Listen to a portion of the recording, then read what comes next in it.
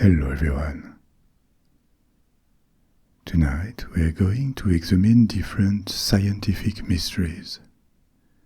By scientific mysteries, I mean phenomenons, observations or hypotheses that science has a hard time figuring out, or that are controversial.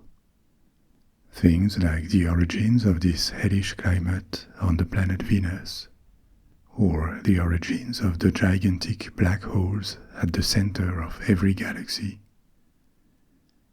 Or, closer to us, deep-sea gigantism, the fact that many species living deep underwater tend to be bigger than their cousins nearer the surface, when, theoretically, the scarcity of food and energy in the abyss should point to the opposite. They should be smaller. Don't worry, this may sound a bit complicated, but it will all make sense. The concepts are easy to grasp. So, if the concepts can be understood easily, why are these questions mysterious?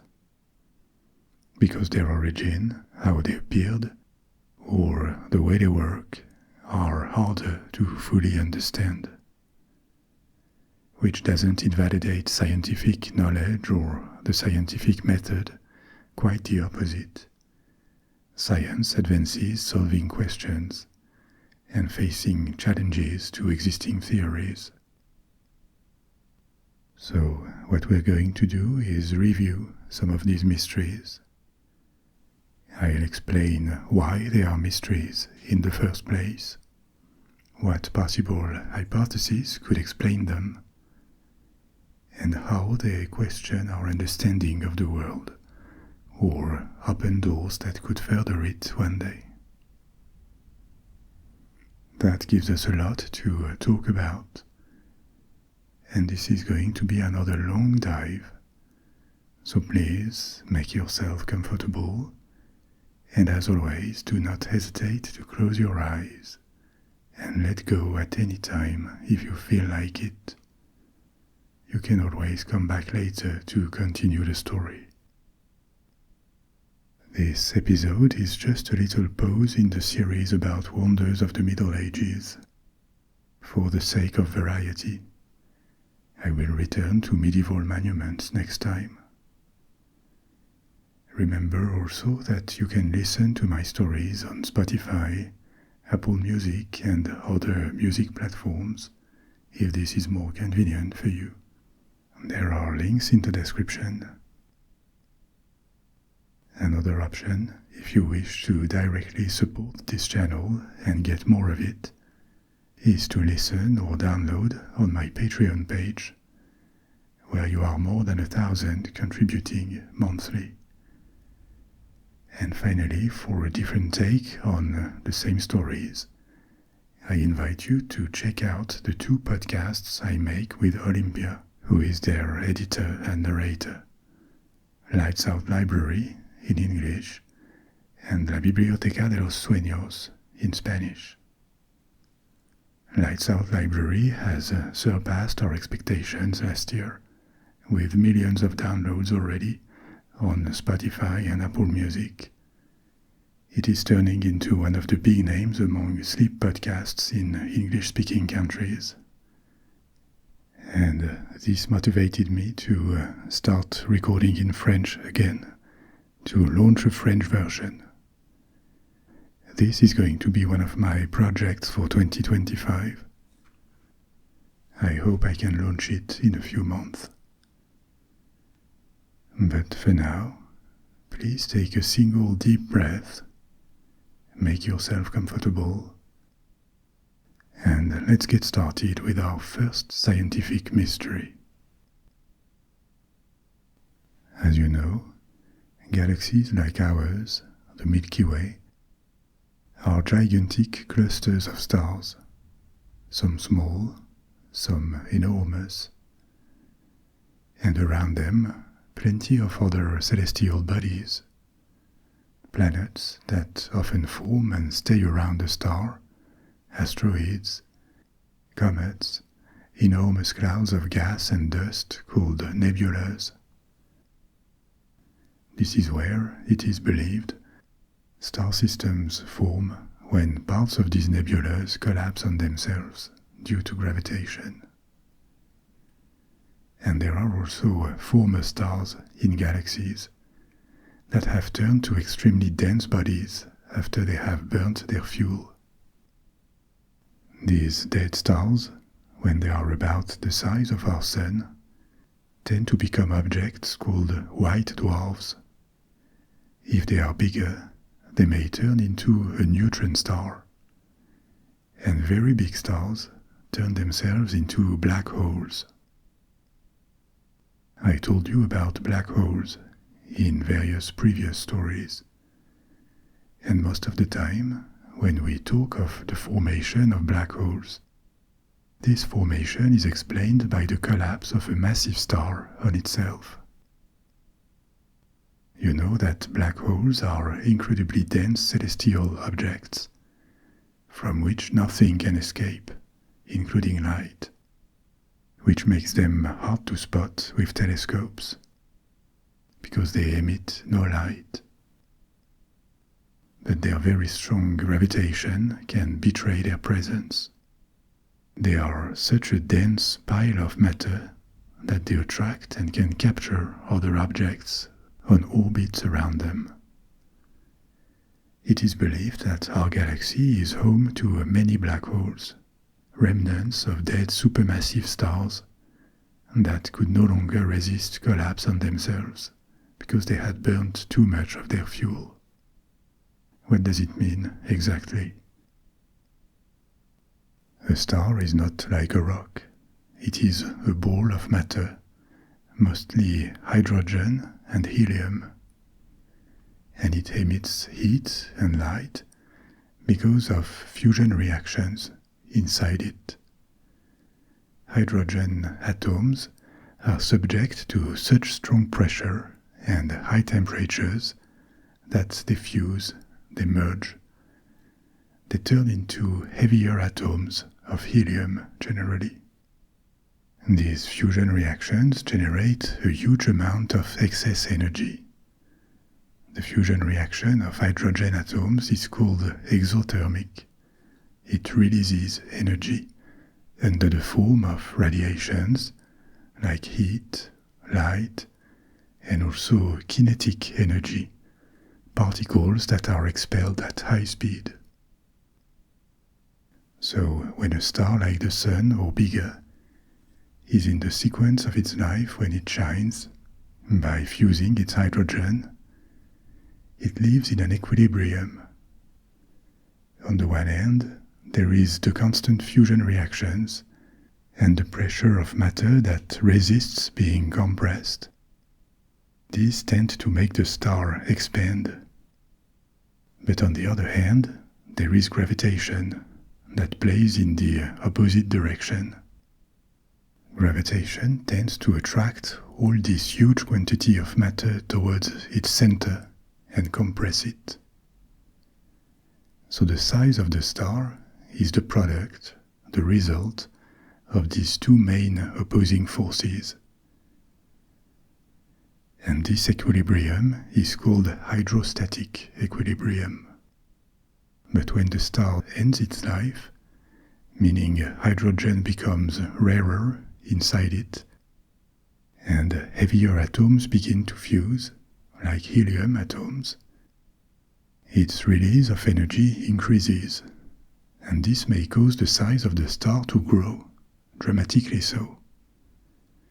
Maybe you heard that it is expected that one day, in several billion years, when the Sun finishes its main sequence, it will grow dramatically and could even absorb our planet. This is what models suggest for the end of a star like ours. This expansion can even turn, for big stars, into a sudden explosion, and this is what is called a supernova, a release of energy so immense that the star is crushed, and with it the system around it. leaving only a giant cloud of matter. It is believed that heavier atoms, like carbon or oxygen, all the way up to heavy atoms like uranium, form in these supernovas as the fusion products of these last moments of a large star. But matter never disappears. After this phase of expansion and eventually supernova for larger stars, the remains of the star are now subject to gravitation without the expansive force of fusion reactions to counterbalance it. So this matter comes together under the effect of gravitation. It accretes and forms a dense body, much denser than the star ever was. Depending on the previous mass of the star, this new body can be a white dwarf, a relatively small body, or a neutron star, which contains more matter, or, if there is enough matter, it can turn into a black hole. This is why not all stars turn to black holes, only the bigger ones. So, in summary, this is how the formation of black holes is generally explained. But separately from this theory, there is another type of black holes, one that is much less discussed, at least among the public. There are much bigger black holes, the ones that are at the center of galaxies. Why different? Because their sizes, their mass, the quantity of matter they contain, is just on another scale.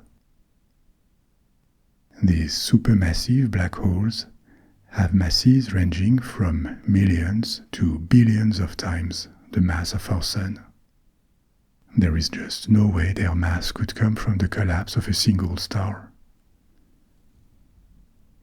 One of the largest known such supermassive black holes was detected several billion light-years away from us. It is called TON 618, and estimates of its mass vary from 40 to 66 billion times the mass of our star, of the Sun. That defies imagination. Despite the extreme density of this body, it would still have a radius of more than 1,000 times the Sun-Earth distance. Not all supermassive black holes are that big, but they are at least several million times more massive than the Sun.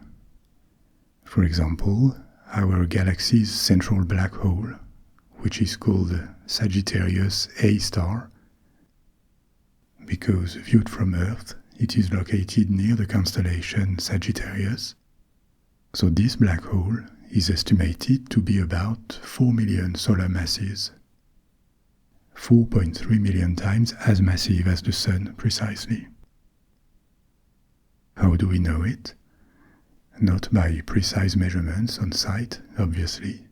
Mankind never went that far, but by observing the movements of bodies around it and how they react to its gravitation. From this, its mass could be deducted. Due to its extreme density, these more than 4 million solar masses are compacted in a space of only 17 times the Sun's diameter. That's also an estimate that will be subject to revisions, because these estimates for Sagittarius A star are quite recent. All of this to finally get to our mystery here. Where do these supermassive black holes come from? Because clearly, not from the collapse on itself of a big star. That would not be sufficient by several orders of magnitude. What kind of initial set of conditions, or what history of absorbing other bodies maybe, could lead to black holes millions or even billions of times more massive than the ones that appear after a supernova. And also, did these supermassive black holes appear before galaxies that would have formed from other bodies starting to orbit around them, or after galaxies, as the result of millions of stars being absorbed at the center of the galaxy? It is a bit like the egg and the hen. Which one came first, the supermassive black hole or the galaxy? This is still a topic of active debate and research among astrophysicists, and several leading theories about the formation of these giant black holes have emerged over the past decades. The first theory is that massive clouds of primordial gas would have collapsed on themselves billions of years ago. And they were so gigantic that instead of forming stars, like in most astrophysics models for the formation of star systems, these clouds went straight to black holes without going through the star formation process. It is seen as possible in regions of the universe with high gas density and certain physical conditions like the ones found in the center of early galaxies. A second hypothesis is called the stellar seed theory. And here the idea is that instead of forming immediately as supermassive black holes, these galactic black holes appeared as remnants of the first generation of stars, the first stars to form after the beginning of our universe, more than 13 million years ago, according to the Big Bang theory. These first-generation stars are believed to have been quite massive and rather short-lived. Short-lived for a star still means millions of years. But the bigger a star is, the shortest its main sequence tends to be. The main sequence being this part of its life when it shines. Why is it so? Because their consumption of fused hydrogen increases exponentially with their size. So the bigger they are, the fastest they tend to burn their reserves. For this reason, these first-generation stars would have ended in supernovas given their sizes, and after that turned to quite massive black holes that would have become the seeds of galactic black holes. After that, over billions of years, these initial seeds would have grown by accreting more matter. A black hole absorbs matter and does not let it escape. That's its very definition. So it can only grow in mass. Or these seeds could have merged between them too, during galaxy mergers, when two galaxies crash into each other and form a single one. This long process would have gradually increased their mass to supermassive scales. So, theory number one is that supermassive black holes appeared as such from giant gas clouds. Number two is that they grew from seeds left by the first stars. And number three is that they grew from several regular black holes. They would be the product of a long accretion process. And instead of a stellar seed, the process would have been kick-started by the merger of multiple black holes near the center of galaxies, where the density of stars and star systems is higher. Then there is a fourth, more speculative hypothesis, which is considered speculative because it is purely conceptual. There are no observations or models that point to it. it would be that all or some of the galactic black holes are primordial bodies that would have appeared in the early universe, even before stars or nebulas formed. In this early universe, that was smaller, hotter, and much denser than today, it was just beginning its expansion. There would not have been fully formed bodies yet, but there could have been fluctuations in density, like clumps of matter. And these would have become the supermassive black holes, around which billions and billions of other bodies would have gathered due to their gravitational force, forming galaxies. It is just an idea, and as such it is hard to confirm or refute. But in this hypothesis, galaxies would have formed after supermassive black holes, not before or at the same time. These black holes would have created their galaxies by attracting other bodies. So this is the summary of this mystery. And given how far and intrinsically hard to observe the supermassive black holes are, it is likely that it will not be fully solved anytime soon. However, it should be mentioned that maybe not every galaxy contains a supermassive black hole at its center. It is believed that the vast majority do, if not all of them. But there are different types of galaxies. Some that are called dwarf galaxies, and that are smaller, independent clusters of stars, and have not always been proven to have one. But they could be smaller, logically, and less detectable for that reason. There is also a concept called ultra-diffuse galaxies, which, as the name says, are faint and spread out galaxies. Their density of stars and their movement makes them markedly different from spiral or elliptical galaxies like ours and the majority of known galaxies. These ultra-diffuse galaxies are somewhere between a regular galaxy and a cloud of objects. They are like regions of the universe with a higher density of objects. And in their case, it is unsure they have a supermassive black hole, because they don't have an obvious center.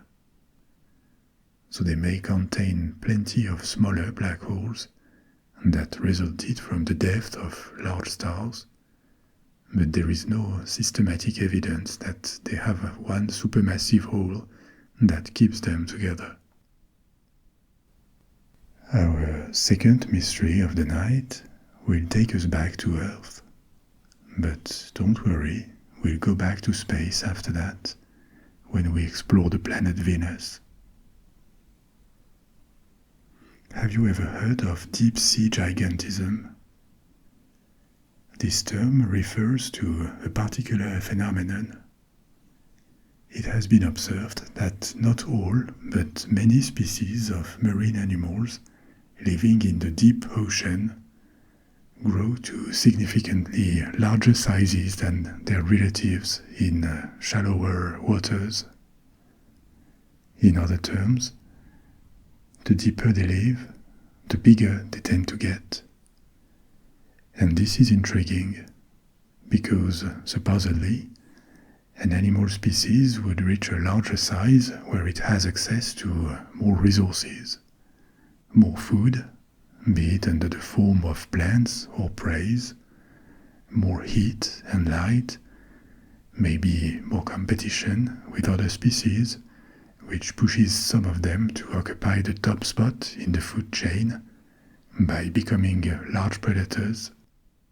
But the abyss, deep down the oceans, seems to be the opposite environment. It is scarcely populated. the density of prey is very low.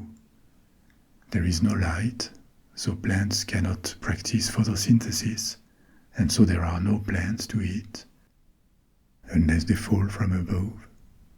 There is a bit more life near the seafloor, but away from it, fish or invertebrates like squids could sometimes spend days or even weeks without crossing any other animal. So why, in such a poor environment when it comes to food and energy, can some species grow so much, and more than in other, more favorable places?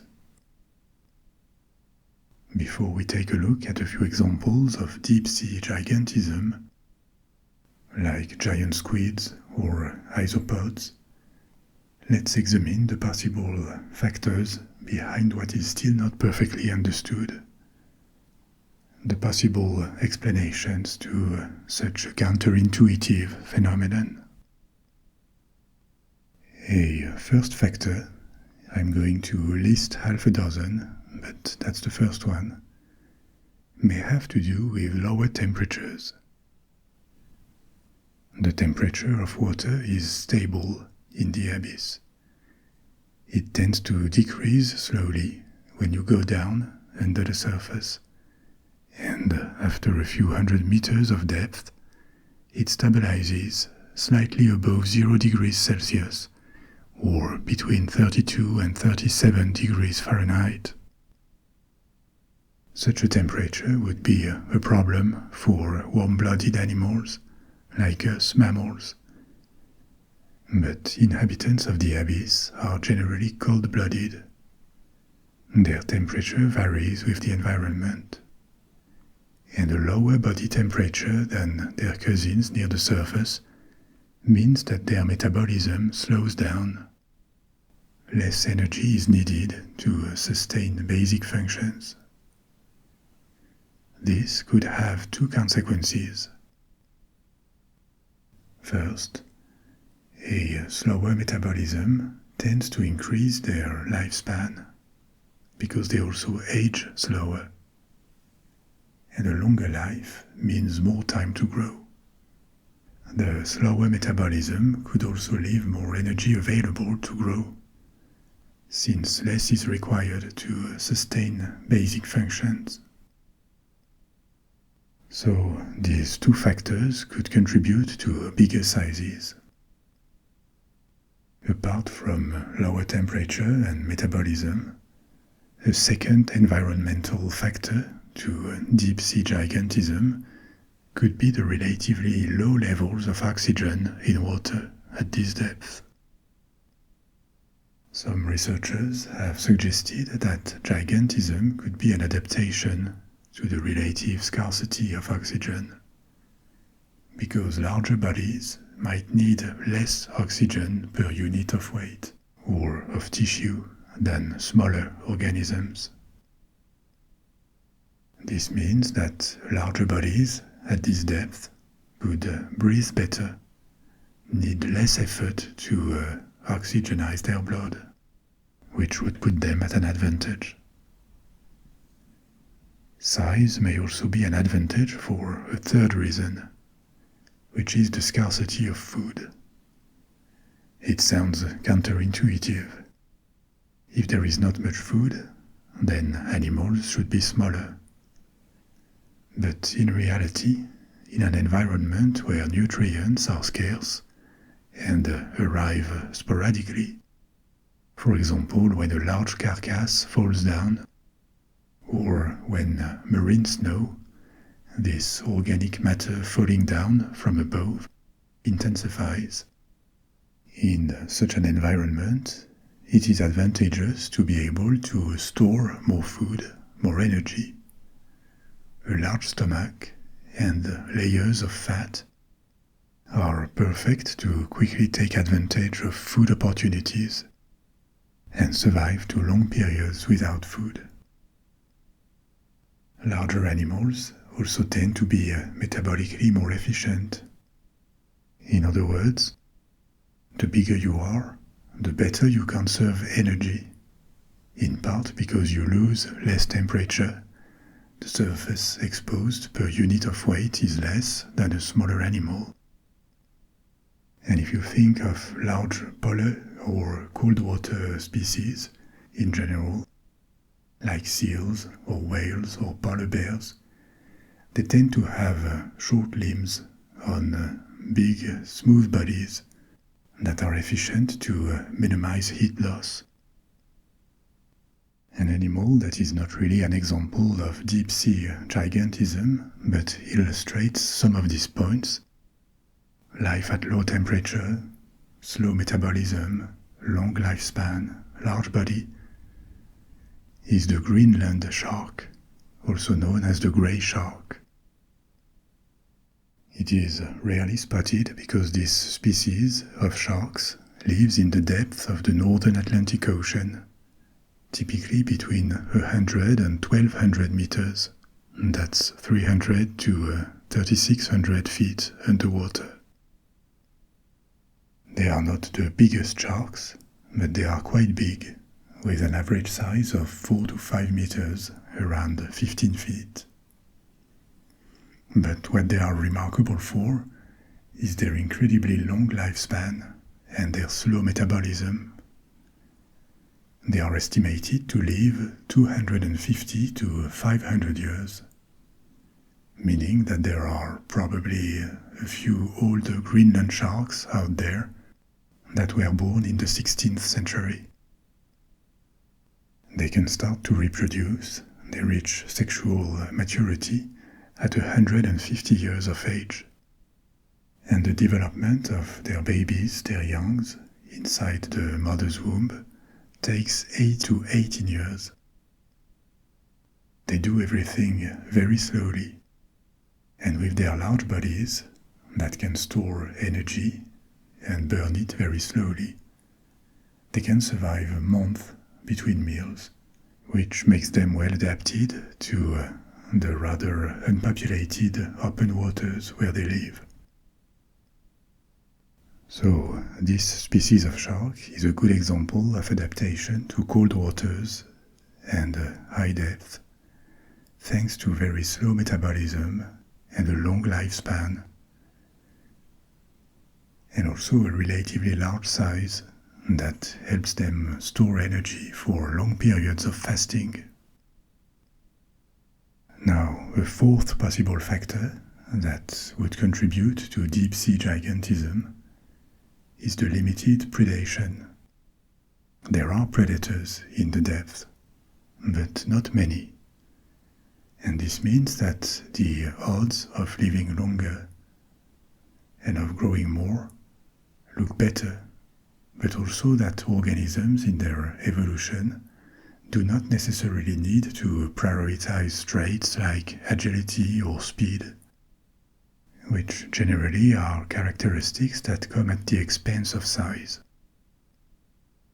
So with less pressure from predators, they may have evolved, they could have been selected under other constraints that made a bigger size possible. And finally, yet another factor could be that larger organisms are better equipped to withstand the pressure. Now, as you know, pressure at several hundred feet underwater is huge and would crush any surface organism. Animals populating the abyss do not bear that pressure like a submarine would do. They don't have air inside, and instead they embrace the pressure around them. Their bodies are at a similar pressure to their environment or clothes. But still, they change depth, and not every single inner part of their bodies can adjust to pressure. This is where a bigger body with more robust structures can be advantageous.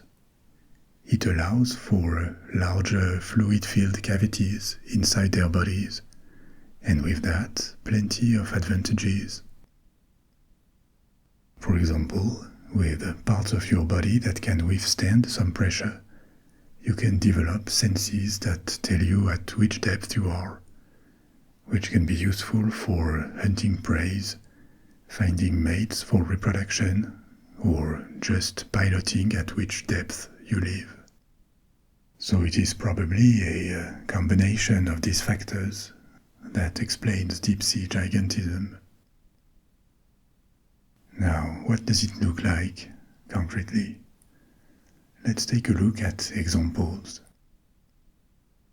Starting with a crustacean called Bathylomus giganteus, which is an isopod, an order of crustaceans that have 7 pairs of legs and a flat, segmented body.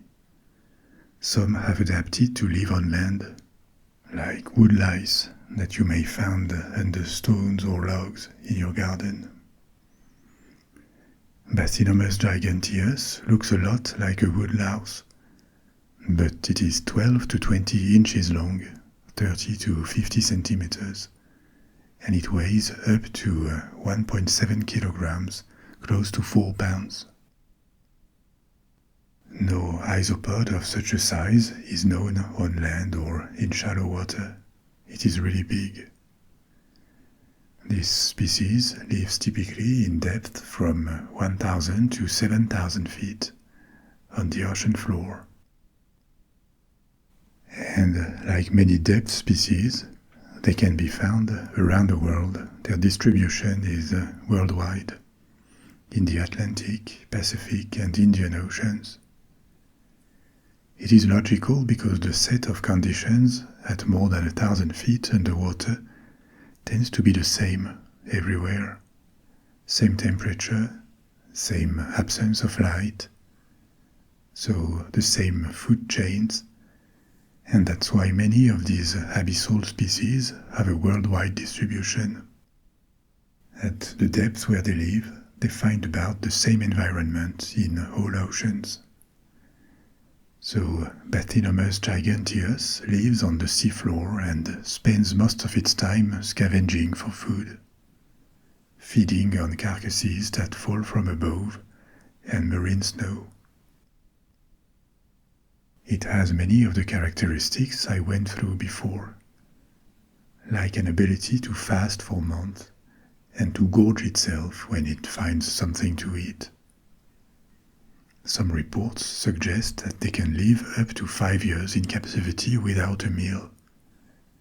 And they also have a very slow metabolism. They never spend much energy, and instead they move very slowly. Another example of deep-sea giant is the giant squid, and also its cousin, the even bigger colossal squid. The giant squid typically lives at 1,000 to 3,300 feet. That's 300 to 1,000 meters deep. But occasionally it ventures closer to the surface. And this is probably why it has been known of men for thousands of years.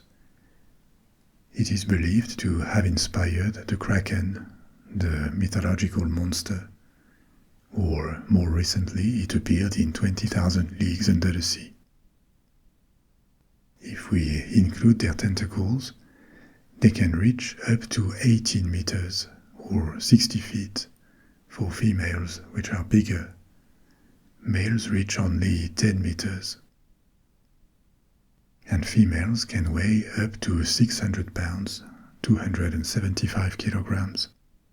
Which sounds relatively light for their length. This is because the tentacles are rather thin. Their bodies themselves, excluding the limbs, are shorter, about 8 feet or 2.5 meters. They are also famous for another characteristic. They have the largest eyes in the animal kingdom. Their eyes can be up to 27 centimeters or 11 inches in diameter. These huge eyes serve to spot prey in very dim light. Prey or predators. They have a famous predator, the sperm whale, that feeds on them. giant squids are much larger than their shallow water equivalents. And here again, it is believed they acquired this size due to their life in the abyss. They also are believed to live longer than other squids, 5 years or more, which doesn't sound like a lot, but all squids have short lifespans. Even more impressive than the giant squid is the colossal squid, which has unique features. First, there's its distribution. It lives primarily in the southern hemisphere, around Antarctica, and it resides deeper than the giant squid, at more than 1,000 meters deep, more than 3,300 feet. In length, colossal squids are shorter than giant squids, but they are much bulkier and weigh almost twice as much, up to 500 kilograms or 1,100 pounds. So here we have another example of an animal that lives deeper and is also heavier. They also have rotating hooks on their feeding tentacles that are unique to this species. And logically, for such a deep-sea species, they favor energy saving in their feeding strategy. They are thought to be ambush predators that wait rather than actively chase prey. They feed on deep-sea fish in particular. I said they are thought because obviously this species is hard to observe in its natural environment for obvious reasons. But here again, the bulkier body, the large size, the slow metabolism are all considered to be adaptations to its environment. We have time for a third mystery of science. So let's return to space, shall we? Our next one will take us to the planet Venus, which, as you probably know, is at the same time the most similar planet to Earth in the solar system in terms of size. It is also a rocky planet, but contrary to ours, its surface is a scorching, hellish world. It has a very thick atmosphere that puts enormous pressure on everything. Pressure at the surface is estimated to be more than 90 times higher as Earth. The main component of this atmosphere is not nitrogen and oxygen like our atmosphere, but carbon dioxide. Between its density and its composition, the atmosphere of Venus creates an enormous greenhouse effect that maintains surface temperatures above 800 degrees Fahrenheit, more than 400 degrees Celsius. That is to say, more than enough to melt metals like lead or zinc. At such high temperature, even with this pressure, there cannot be liquid water, and it is widely admitted that life is impossible at the surface of Venus, at least not the kind of life we are able to conceive. So Venus is a hell, and actually the only concepts of human colonizations that were imagined since the 20th century are never based on establishing a presence at the surface. Instead, scientists or writers have imagined floating cities that could float on this very thick atmosphere in altitude where conditions of heat and pressure would be less hostile. But the point is that it probably was not always like this. Scientists believe that there is a fair chance that Venus once had a more temperate climate, and possibly even liquid water, until dramatic changes happened. Why? and how? That's our mystery. It is all based on models about planetary formation and extraterrestrial climates, or speculations. But here is a rundown of what Venus' climate could have been like and what could have happened to it. So first, why this assumption that the surface of Venus was once similar to the surface of Earth, or maybe even habitable? Because the planet formed in the first 100 million years of the solar system with similar ingredients to Earth: rocks, metals, especially iron, and a mix of gases. All of this brought by collisions with asteroids, the absorptions of dust, rocks and gases on their respective orbits over millions of years, and bombardments by asteroids coming from farther away. This is what is believed to have brought to Earth a good share of its water. Another similarity with Earth is the distance to the Sun. Venus is a bit closer, at 72% of the Sun-Earth distance. But like Earth, it falls into what astronomers call the habitable zone around the Sun. This concept of habitable zone is the region around a star that would supposedly be more likely to harbor life, because it receives energy from the star, but without being too close to it.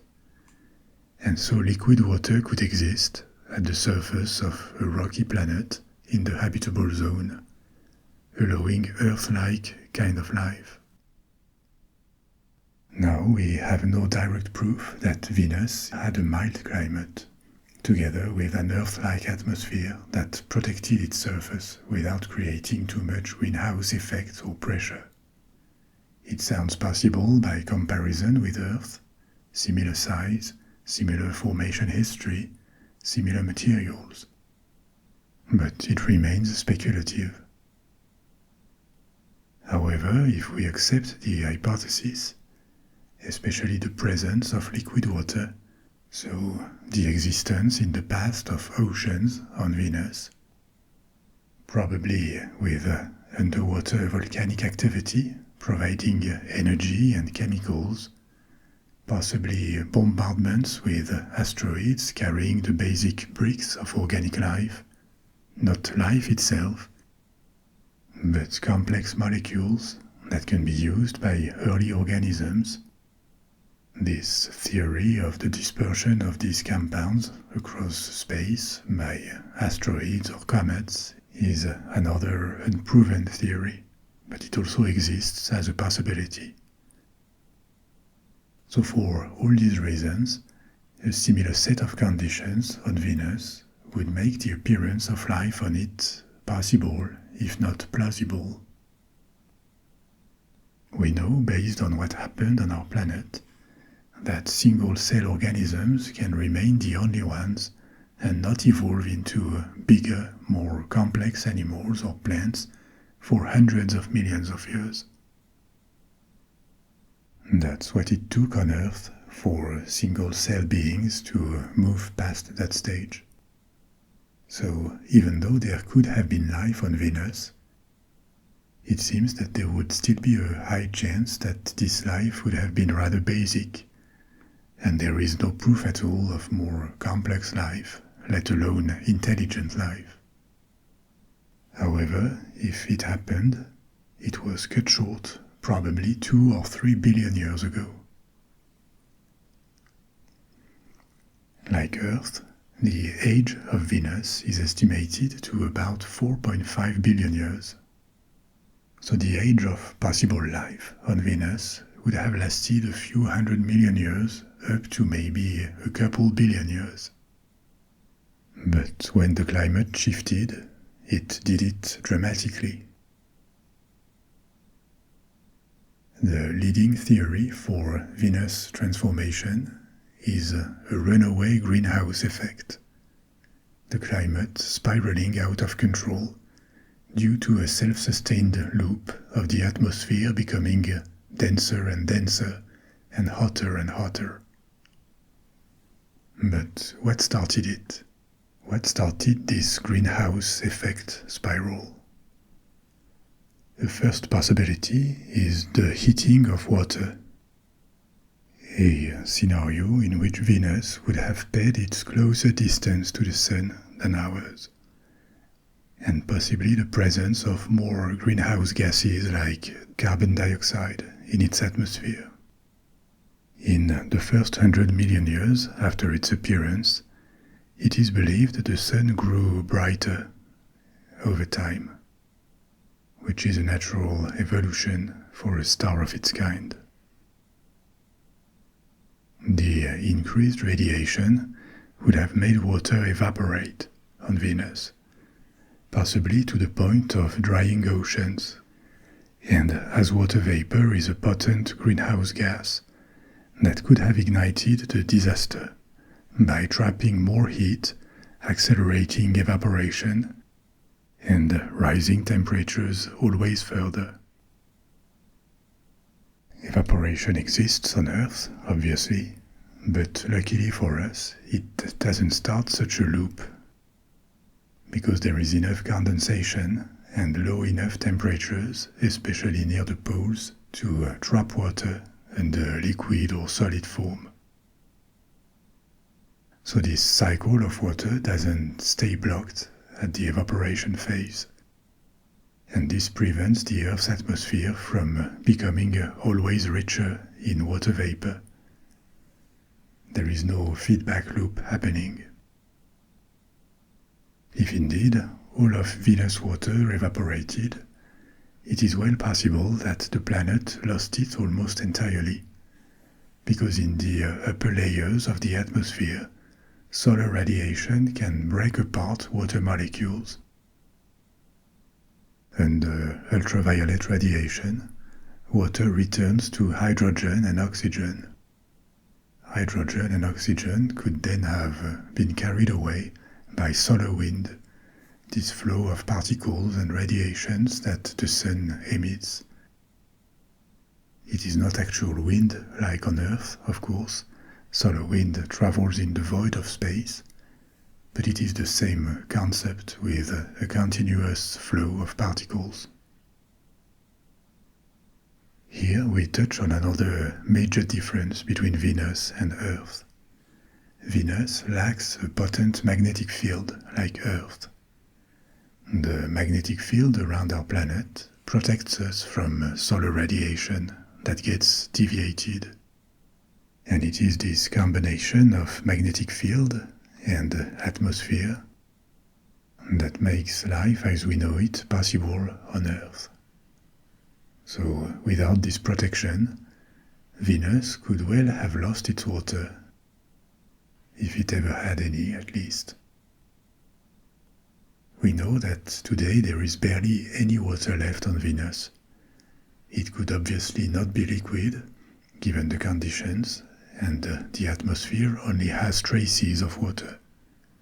So if there is water on the planet, it would have to be trapped somewhere under the rocky surface.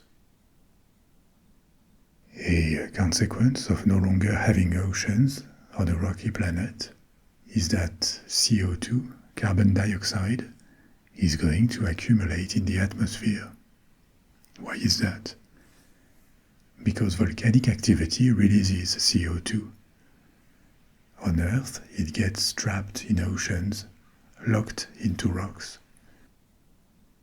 But if there is no expanse of water, and nothing that fixes it under solid form somewhere, CO2 will just accumulate in the atmosphere.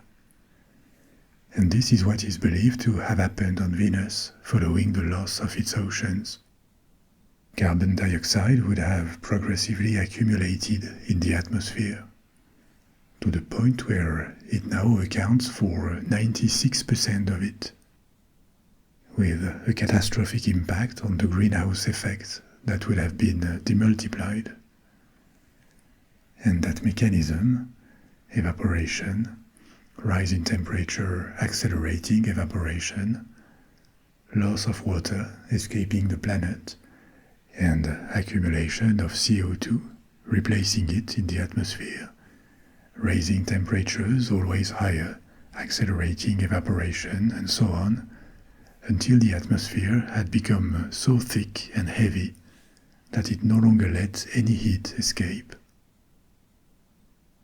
The surface of Venus is plunged in the dark because solar light cannot reach it due to the very thick atmosphere and a layer of clouds that blocks solar light. But the very limited radiation that passes this barrier, plus the heat from the planet itself, remain completely trapped, explaining the extreme temperatures at more than 800 degrees Fahrenheit. As I mentioned, volcanism with the release of greenhouse gases could have also been an accelerating factor. I mentioned carbon dioxide in particular because it is the main component of the atmosphere. But another potent greenhouse gas present in Venus' atmosphere is sulfur dioxide, and it probably comes from volcanism.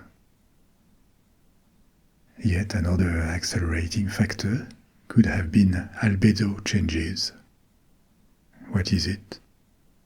In astronomy, albedo is a measure of how reflective of light a surface is. Albedo is typically expressed with a figure between 0 and 1. At 0, a surface absorbs all light, and so it is perfectly black.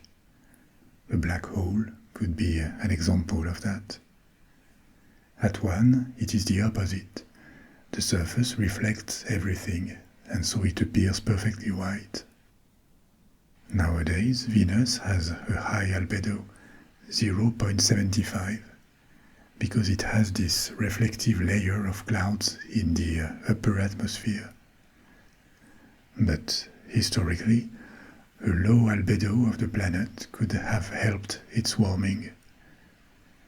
When oceans would have evaporated, the planet would have become darker, with dark lava plains replacing oceans that are more reflective. And the clouds, that are typically made of droplets of water, would have disappeared because pure water vapor is transparent. So, as it warmed up, Venus could have turned darker, another factor contributing to the absorption of solar heat, solar radiation, contributing to the perfect storm that made its climate completely shift. The clouds that give the planet this milky, pale appearance today would have appeared later. They contain in particular droplets of sulfuric acid. These clouds reflect 70% of sunlight, and ironically they cool down the upper atmosphere. But under it, heat is trapped and increases dramatically as one approaches the surface. Only probes have explored this atmosphere, of course, and they did not resist long to the extreme conditions. Now, this scenario of warming snowballing is a possibility, but as I said, it is also very hypothetical. It would be a logical chain of consequences, given what we know of Venus' formation, history, and composition. But we have no proof, and there are alternative explanations or scenarios. One is simply that maybe Venus never had the kind of milder climate that Earth enjoys. And we would just be tempted to believe it because it creates a story that speaks to our own condition and our worries about our planet. It is possible that from the start, Venus never received much water and always had a thick CO2 atmosphere that made it a greenhouse planet since its formation, or slightly later. Or another possible scenario is that rather than a gradual runaway process, there was a sudden catastrophe, a disaster that eliminated the previous atmosphere or compromised the planet. A massive asteroid impact, for example, a worse collision than the ones that happened apparently at different periods on Earth. Or maybe a volcanic upheaval that would have released suddenly a massive quantity of greenhouse gases are also possibilities that could explain the fate of Venus. But this is going to be all for tonight. We have reached the end of our stories. We are now going to return to Earth and the comfort of your bed.